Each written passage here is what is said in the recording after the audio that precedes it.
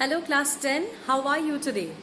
Well, I'm sure you must be really anxious because today you all have got your exam, your first chapter test on political science on the lesson power sharing. So students, we still have got some time before we start the exam. Therefore, I thought of sharing with you a brief video on the topic women's representation in politics from chapter number 4, which we were doing in the last class, if you remember. So students, before we begin with the chapter test, I would like to give you a brief idea about women in politics, and also after that, I'll be giving you a very short homework which you need to do at home after you finish your test and everything. Okay? So all the best for your exam, students. Please don't panic and make sure that you update your DSLite app. Okay? And I don't want to hear any excuse. If somebody is absent from the test, you will be marked absent directly. Okay? So no excuses. Be in a place where there is good internet connectivity, and all the very best. So the second topic of this chapter, as I have already told you, is women's political representation. So when we talk about women and politics, then we know that this issue has not been given much importance before. But with the movements and mobilization of the feminists, we can say that the women in politics has been represented to a certain extent. The feminists also found out that until and unless women are given a chance, a fair chance in the decision-making process, they are given a fair chance in having control over power, till then women can never become active in politics, and they can never get equal status in the society like the men does. So one way to ensure that women's status is uplifted in the society is to have more women as elected representatives or more women as our political leaders.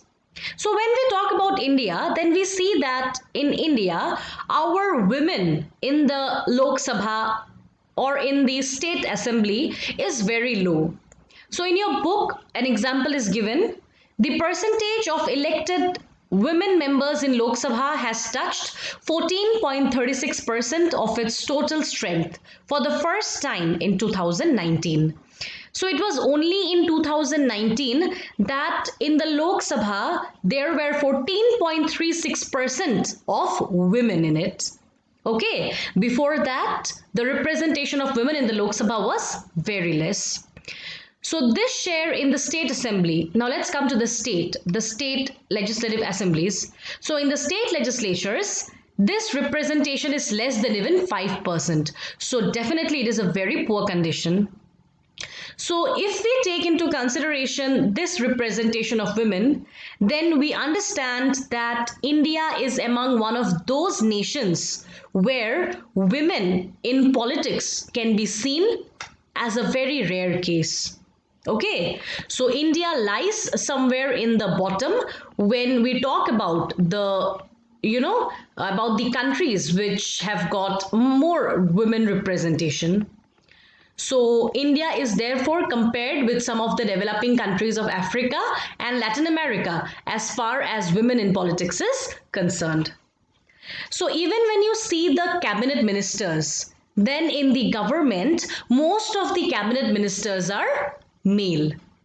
Okay, even when a woman becomes a chief minister or the prime minister, but still the number of ministers having important posts, they are definitely more than 50% or 60% is always male.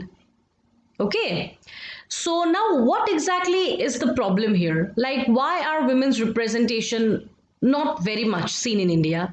So the problem is because India is a patriarchal society, and people in India have, cannot imagine a totally, a government ruled by a woman totally and only by women cabinet ministers.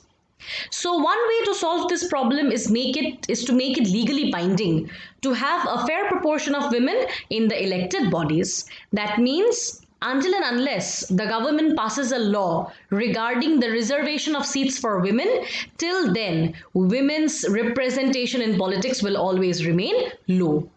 Okay, and that is why perhaps in the Panchayati Raj institutions, there has been a law that has passed a resolution of reserving one third of the seats for women. Not only in the panchayats but also in urban governance or in the municipalities.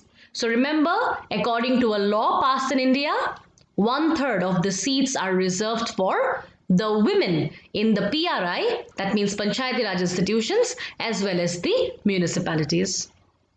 So women's organizations and activists, they have been demanding similar reservations in the Lok Sabha and the state legislative assemblies as well, just like the PRI and the municipalities. But this proposal is still pending before the parliament. Okay, and until and unless a law is passed whereby there is reservation of seats for women in the Lok Sabha as well and also in the state assemblies as well, till then we cannot expect India to come up with more representation of women in the Lok Sabha or the Rajya Sabha and also in the state assemblies. So let us keep our fingers crossed and wait for this bill to be passed. Then perhaps we can see a better representation of women, isn't it? So gender division is an example that some form of social division needs to be expressed in politics. So this shows that the disadvantaged groups do benefit when social division becomes a political issue. Definitely. Women were in a disadvantageous position, but when these issues of women had been politicized, then they got at least a fair chance. Not a fair, but at least a little chance, a chance better than before in politics. So that will continue only when we try to bring out the problems and we try to show our problems to the government and place our demands in a tactful manner. So this is all about gender and politics.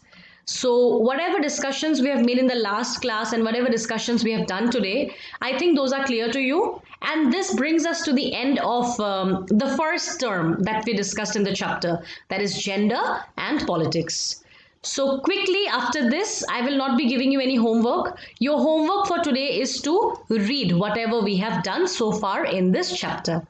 And also I will not be giving you any more homework today apart from reading this, because your chapter test is coming up. And I'm sure you all must be really nervous about it. But as I told you, there is nothing to be nervous.